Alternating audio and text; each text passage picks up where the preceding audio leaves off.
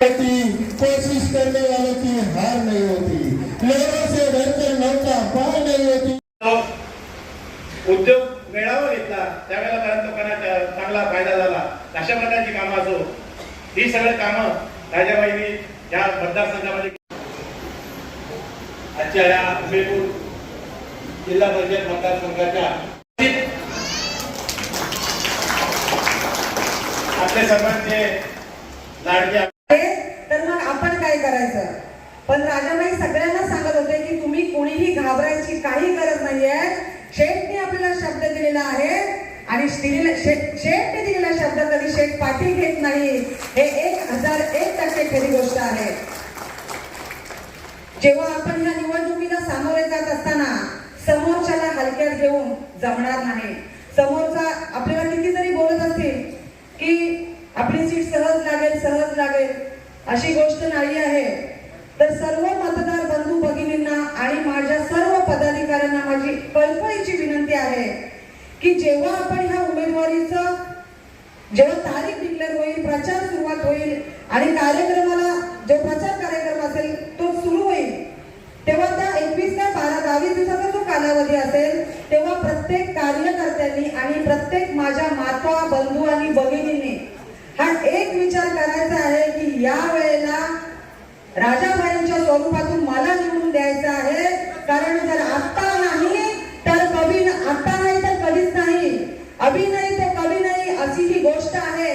त्याच्यामुळे प्रत्येक कार्यकर्त्याला आणि सगळ्या माझ्या मतदार बंधू भगिनींना मी आज आढावा बैठकीतून असं मार्गदर्शन करते की शेवटचा मतदान पडेपर्यंत जेवढे आपले 40 बूथ आहे ते शेवटचे मतदान पडेपर्यंत आपण तिथं ठाम उभं राहायचं आहे आणि खोटं मतदान कुठे होऊन द्यायचं नाही आहे। कारण जेव्हा ह्या निवडणुका लढल्या जातात शेका पक्षाच्या मार्फत तेव्हा खोट्या मतदानाचा जास्त वापर इथे शेठ केला जातो। बोंबोली सारख्या ग्रामीण भागात आणि डोंगराळ भागात जेव्हा मतदान होतं तेव्हा मेलेल्या माणसाचं मतदान सुद्धा तिथे टाकलं जातं आणि ही सत्य परिस्थिती आहे। पण ते दिवस आता गेले, आता आपले दिवस आहेत। आपल्याला खोटं तर करायचं नाही आहे, पण खोटं मतदान करून द्यायचं नाही आहे। आपली जे मतदान आहे ते आपल्याला पाडून द्यायचं आहे आणि प्रत्येक कार्यकर्त्यांनी जर ठरवलं की मी प्रामाणिकपणे काम करेन आणि रसिकाताईंना निवडून देईल तर आपला विजय नक्कीच आहे। जेव्हा मी या कार्यक्रमाच्या माध्यमातून विविध ठिकाणी उद्घाटनाच्या कार्यक्रमाला गेले तेव्हा मला प्रत्येक मतदाराकडून, प्रत्येक बाईकडून, प्रत्येक व्यक्तीकडून एक कौतुकाची थाप आणि आदराची वागणूक मला मिळाली की तू बाळ पुढे जा, आम्ही तुझ्या पाठीशी आहोत, तू नक्की निवडून येशील। हा जो मला म्हणजे पाठिंबा मिळाला त्याच्या जीवावर मी आज इथे उभी राहण्यास तयार झालेली आहे आणि मला माहिती आहे जनता सुज्ञ आहे आणि ती नक्कीच मला निवडून देईल। त्याच्यानंतर बघायला गेलं तर आपले मुख्यमंत्री जेव्हा एकनाथ शिंदे साहेब जेव्हा आपली लाडकी बहीण सुरू केली, ती योजना सुरू केल्यानंतर कित्येक गरीब माता भगिनींना त्याचा फायदा झालेला आहे आणि जोपर्यंत आपलं सरकार आहे तोपर्यंत ही योजना बंद पडणार नाही आहे। जेव्हा जेव्हा एखादा कार्यकर्ता तिथे निवडून जातो तेव्हा त्याच्याकडून नागरिकांच्या प्राथमिक स्वरूपाच्या गोष्टी असतात, मागण्या असतात, त्या म्हणजे रस्ते, पाणी, लाईट। जर 10 वर्ष सत्ता उपभोगून ह्यांना ते देता आलं नाही तर तुम्हाला इथे निवडणूक लढण्याचा अधिकार नाही असं मी ठाम सांगते।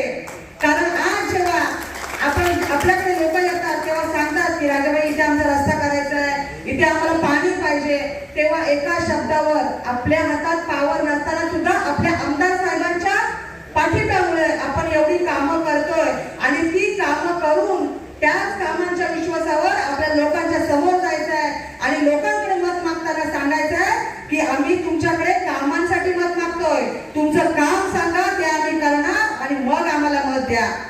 जेव्हा कसं होतं, जेव्हा बाकीचे शेका पक्षाचे कार्यकर्ते जेव्हा निवडून येतात तेव्हा काय होतं, निवडून यायचं, गायब व्हायचं, नारळ फोडायचं, काम करायचं नाही। पण राजा केणीचा पॅटर्न तो नाही आहे। पहिला कामाला सुरुवात करायची, काम पूर्ण करायचं आणि मग तिथला नारळ फोडायचा आणि त्याचं उद्घाटन करायचं। त्याच्यामुळे मला काही घाबरायची गरज वाटते असं नाही.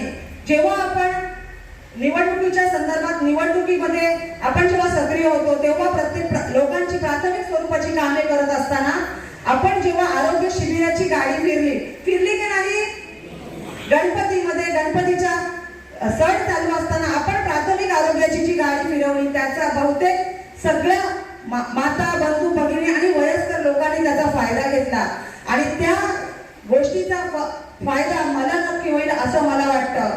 त्याचप्रमाणे माझ्या माध्यमातून सलग 2 वर्ष आपण ट्रिपला गेलो. महिलांच्या म्हणजे महिला नेतृत्व किती पाठिंब्याचं असतं बघा.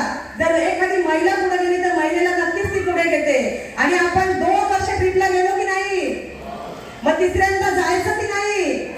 मग जेव्हा मी निवडून येईल तेव्हा तिसऱ्यांदा पुन्हा एकदा आपल्याला ट्रिपला जायचंय. मग तर कुठं जायचंय, कुठं जायचंय?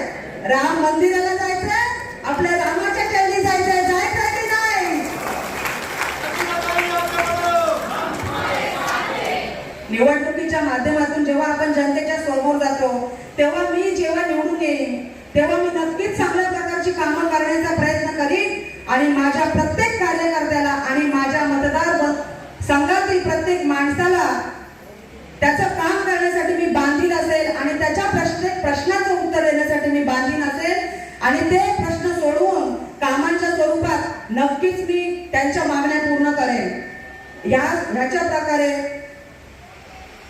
जेव्हा जिल्हा परिषदच्या मार्फत आपले शिलाई मंत्री मशीन घरघंटे जेव्हा पुरवले जातात तेव्हा त्या फक्त पहिला पक्ष बघूनच पुरवल्या जायच्या. माझ्या पक्षाची असेल तरच द्यायची, पण तसं नाही. मी निवडून गेले तर घरघंट्यांचं वाटप बचत गटाच्या माध्यमातून मी सगळ्या महिलांपर्यंत पोहोचवणार आहे.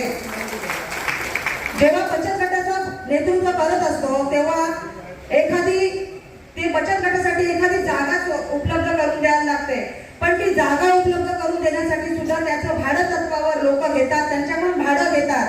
पण मी आज बचत गटाच्या माध्यमातून ग्राम संघाच्या माध्यमातून CMTC केंद्र माझ्या कुसुंबळे पंचायत मध्ये काजरी शाळेत उभारणार आहे आणि त्याचा फायदा सगळ्या महिलांना कसा होईल हे बघणार आहे आणि त्याचा सगळ्यात जास्त फायदा माझ्या महिलांनाच होईल हे मी नक्कीच सांगणार आहे. आता आपण मला असं वाटते कुसुंबळे ग्रामपंचायतचं विजन बघितला, ती कुसुंबळे ग्रामपंचायतचं विजन बाकी सगळ्या 9 ग्रामपंचायत मध्ये करायचं आहे आणि ते करणार हा राजा केणीचा शब्द आहे आणि राजा केणीचा शब्द म्हणजे तो पूर्ण करणार म्हणजे करणारच. आणि ज्या प्रकारे आपण ही कामं करत असतो तेव्हा ज्या ताडवागळे सारख्या 40 वर्ष ताडवागळे सारख्या ग्रामीण भागात 40 वर्ष पाण्याची सुविधा नव्हती, तिथे आपण पाण्याची सुविधा दिली. प्लस आपण MIDCचं पाणी 40 वर्षानंतर ताडवागळे पंचायत मध्ये दिलेलं आहे. त्याच प्रकारे बाकीच्या सुद्धा सगळ्या ग्रामपंचायतीमध्ये MIDCचं पाण्याचा पुरवठा आपण ह्या माध्यमातून करणार आहोत. ती योजना सुरू झालेली आहे आणि ती आम्ही चालू ठेवणार आहोत. जेव्हा कसं असतं पहिला आमचा आमदार नव्हता त्याच्यामुळे काय व्हायचं की आम्हाला पोलीस स्टेशनला गेल्यावर माझं थरथर घाबरायला लागायचं. तिकडून फोन आले की आम्हाला आपलं पाठी यायला लागायचं. पण आमचे दमदार आमदार जेव्हापासून निवडून गेले तेव्हा आम्ही कशालाच घाबरत नाही आणि कोणालाच घाबरत नाही. शेठने पण असा विचार केला असेल की मानसी तर निवडून येणारच आहे, पण तिच्यासोबत जर रसिका गेली तर जिल्हा परिषद मध्ये काय होईल, त्या अधिकाऱ्यांचं काय होईल हा प्रश्न नक्कीच शेठच्या मनात पडला असेल. पण विरोधकांना भीती राहू दे, अधिकाऱ्यांना भीती राहू दे, चांगल्या प्रकारे काम करण्याचा प्रयत्न महिलांच्या माध्यमातून आम्ही नक्की करू आणि जिल्हा परिषदवर भगवा नक्कीच पडकावू एवढेच सांगेन आणि थांबेन. जय हिंद, जय महाराष्ट्र.